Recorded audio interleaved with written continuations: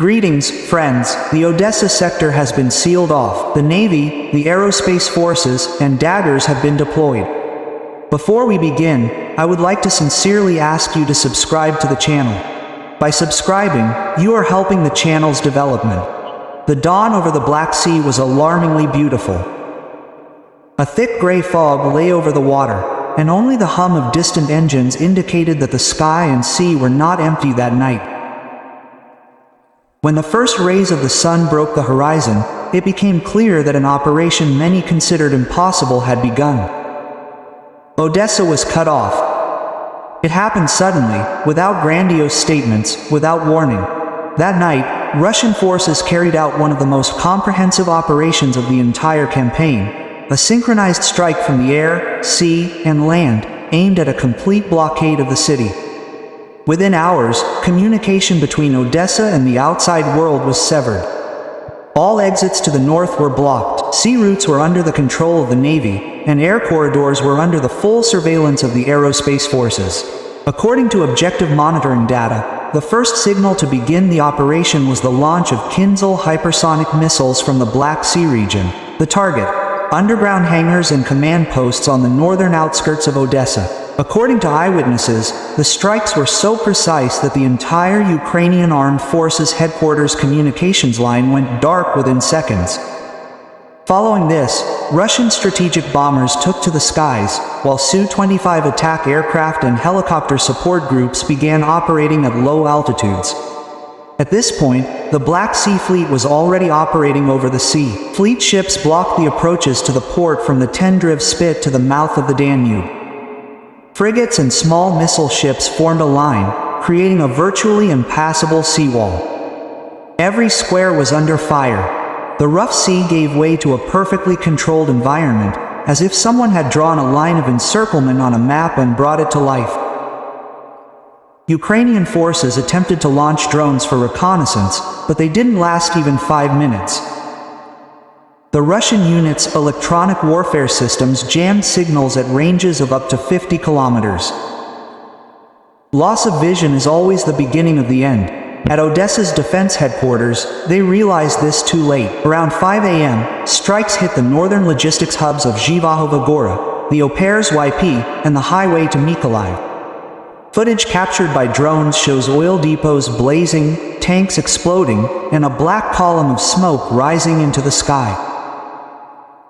This fire wasn't just a blaze, it was a sign that the supply chain had been completely severed. By this point, Russian advance groups had already entered contact zones on the approaches to Razdelnaya and Beryuzovka. They advanced quickly, taking advantage of the demoralized Ukrainian defense. At this point, Odessa was essentially turning into a huge, sprawling, but already closing cauldron. As the sun rose, the first support ships approached the shore. Landing craft operated in the coastal waters under cover of a smokescreen. They weren't launching an assault. Their mission was different, laying minefields and blocking the exit of ships. Any attempt to leave the port now meant direct confrontation with the fleet. Journalists in the Mykolaiv region broadcast, "Everything is buzzing in the south. The sky is blocked. Radars are being jammed, the route to Odessa is under control." Quote, for many, these words were the first confirmation. The operation had indeed begun. Simultaneously, fighter jet squadrons scrambled. They patrolled the corridor from Tiraspol to the coast, intercepting anything that moved. American satellites recorded dozens of launches from the Mykolaiv and Odessa regions, but not a single one hit its target. All the missiles were intercepted by the air defense systems deployed on the ships.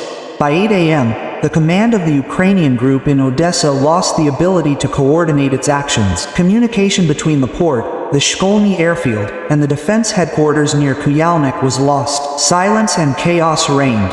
Radio communications morphed into panic phrases.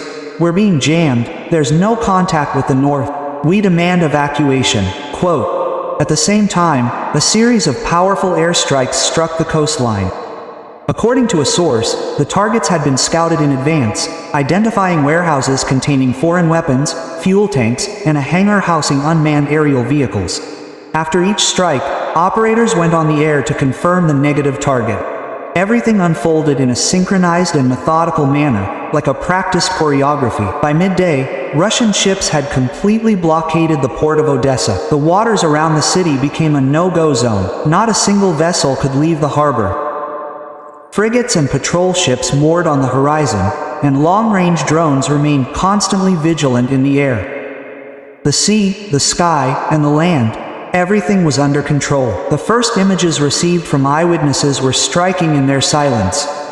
The city, which only yesterday had been living a turbulent but familiar life, seemed frozen.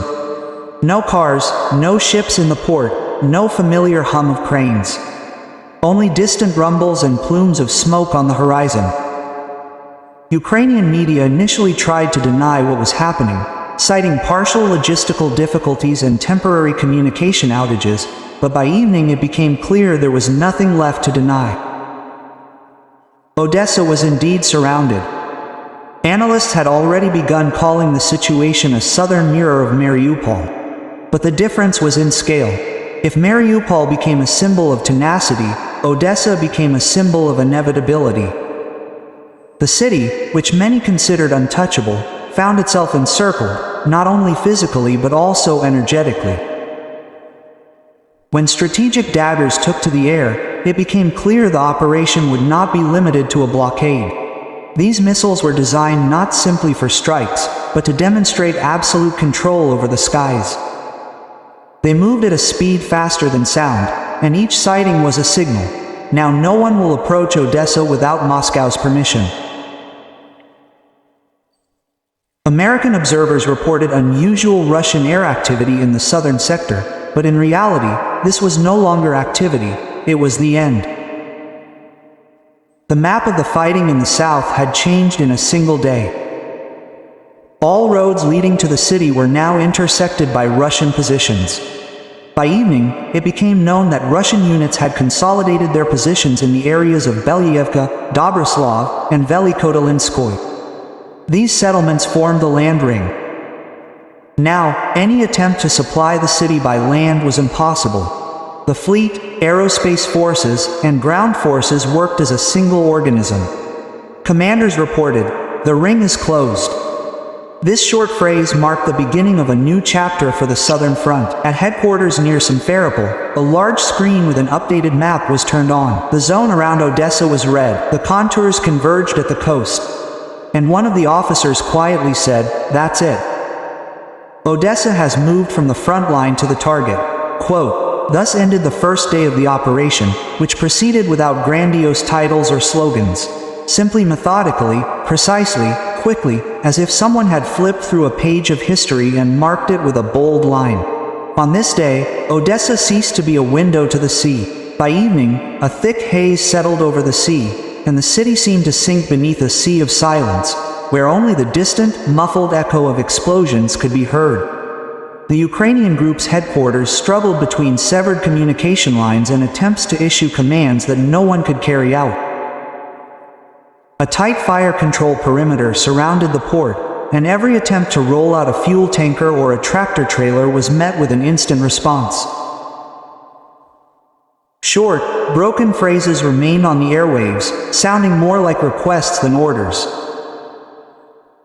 Flashes flickered on the approaches to the harbor, and this flickering made anyone inside understand. The ring hadn't simply closed, it had become a wall. The most intense phase began at night. Russian strike teams of gunners, sheltered in the industrial zone, transmitted the precise coordinates of warehouses and hangars where, according to intelligence, ammunition and drones were stored. Reconnaissance aircraft hovered over the sea, and escort boats cruised along the coast. From the west came the first heavy strike on the command post, sheltered in a former warehouse complex. A flash, a pause, and then a long, excruciating silence, after which it became clear that the central control center had gone dark. Those who survived tried to move to a backup node, but ground teams had already sealed off the exits. At the same time, the fleet began targeting ships within the waters. Several civilian vessels that hadn't managed to leave the port were moved to safe sectors and placed under surveillance. Any attempts to launch motorboats were immediately stopped. Isolated hulls remained anchored in the roadstead, hesitant to either enter the city or venture out to sea.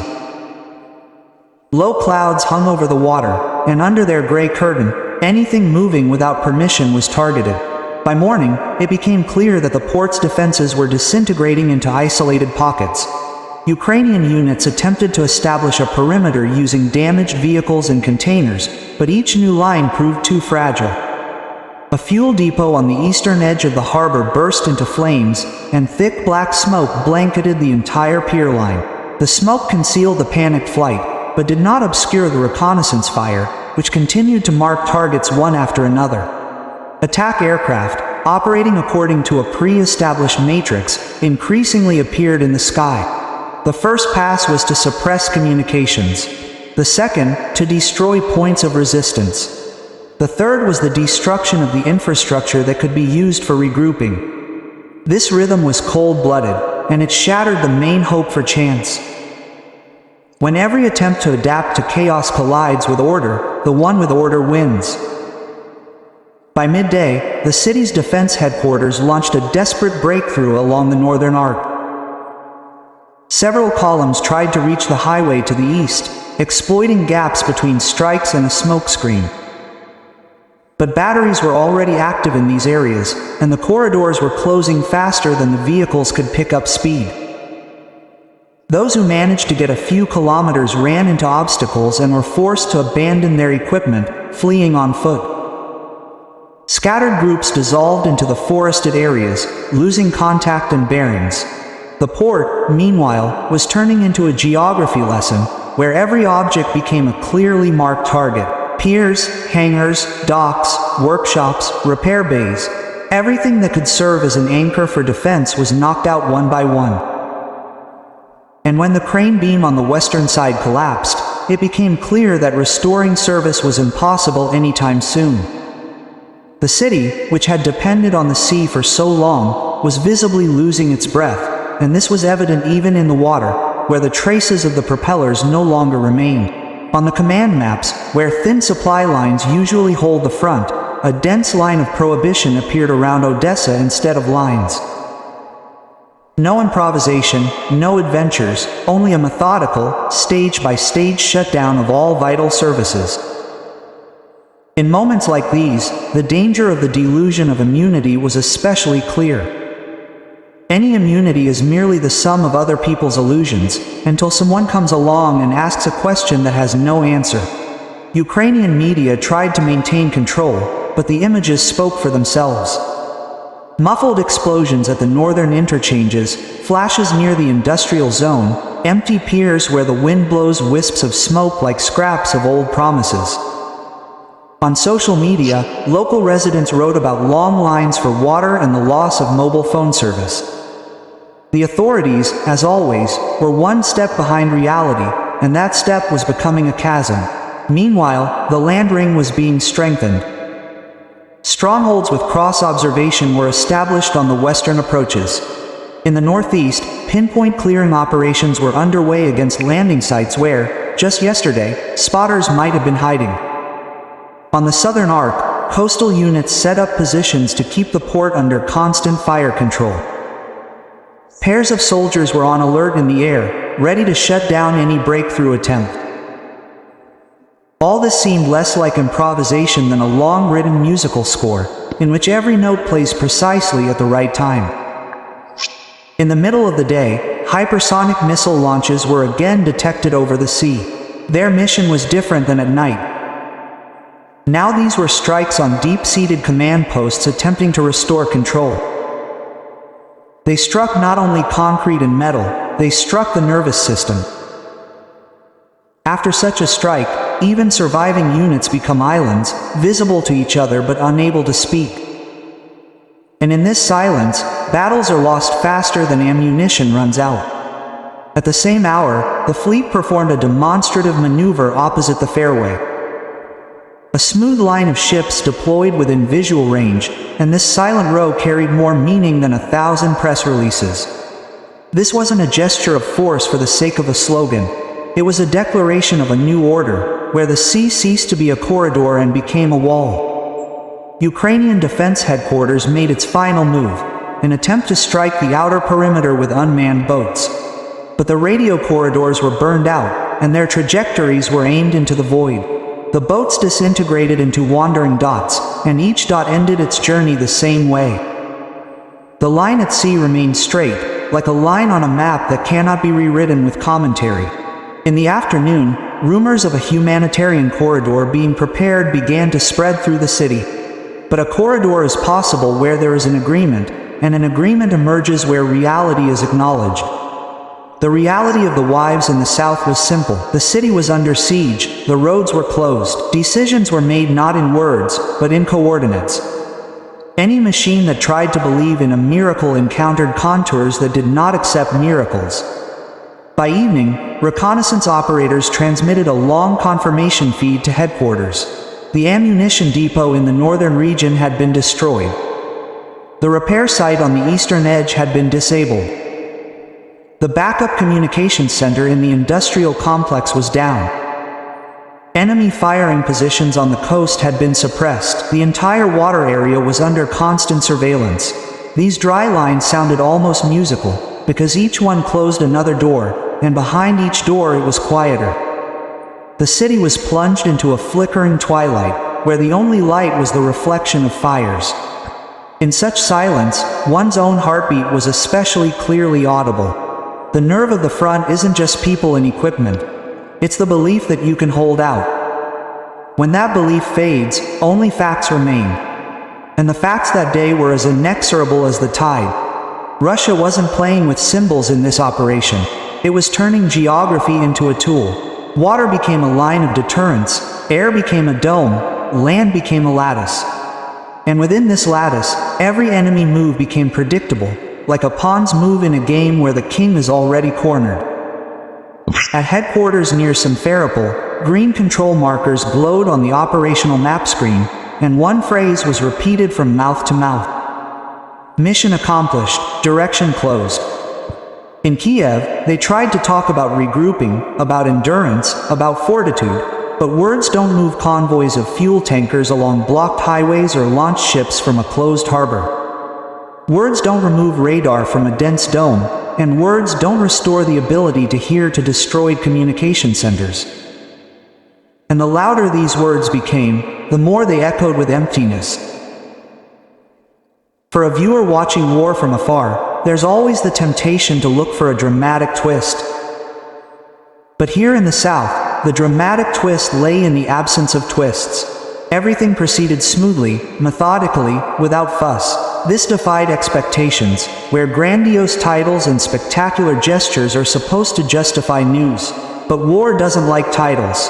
War prefers precision, and so the climax felt neither like an explosion nor an assault, but like the phrase, "The encirclement has taken place." That phrase encapsulated everything. The roar of nighttime takeoffs, the rustle of reconnaissance, and the dry click of a switch in the command room as the lights went out. It signified that the city was no longer participating in the free flow of events. It had become an object whose future was determined from the outside. In the final hours of the day, the fleet withdrew to a reserve position, leaving a steady surveillance perimeter around the city. The air shifted to a routine patrol mode. The land was fortified with strongholds and reserve positions. Fires smoldered on the coast, and the wind carried the smell of salty smoke deep into the streets. People closed their windows and silently listened to their world change. We often talk about cities as symbols, but symbols live only as long as they are nourished by roads, ports, communication lines, and someone's will. When all this is cut off, symbols become memories. Odessa, long stubbornly clinging to the status of an untouchable frontier, in one day became the knot at which the southern front is being tied. This is not joy, not revenge, or a slogan. It is a conclusion. And this conclusion is simple. Any war sooner or later rewards those who know how to unite sea, air, and land into a single organism. Those who are not afraid of their own plans because they are time-tested, and those who do not overpromise because they know the value of silence. There was no heroism for the camera here, and no allusions to the past. Here was practical geography translated into the language of force. What does this mean for the coming weeks? It means that the South has finally ceased to be a supply corridor. It means that every attempt to smuggle fire will be extinguished before it can even flare up. It means that the strategic agenda has shifted, and those who counted on stalling will be forced to acknowledge its cost. This recognition is the main effect of encirclement. It changes not only the lines on the map, it changes the behavior of decision-makers. Write down what you think. Where the line is drawn between persistence and overconfidence, at what point does defending a city become a mere record of mistakes? And what is more important for the peaceful future of the South? Loud promises or the quiet but inexorable work that shortens the war? The answers to these questions are simple only at a distance. Here, by the sea, everything is decided without words. Here, a single movement of the hand is enough for the map to change. Here, one day is enough to understand that the circle has closed. And now it's not propaganda that speaks, but facts.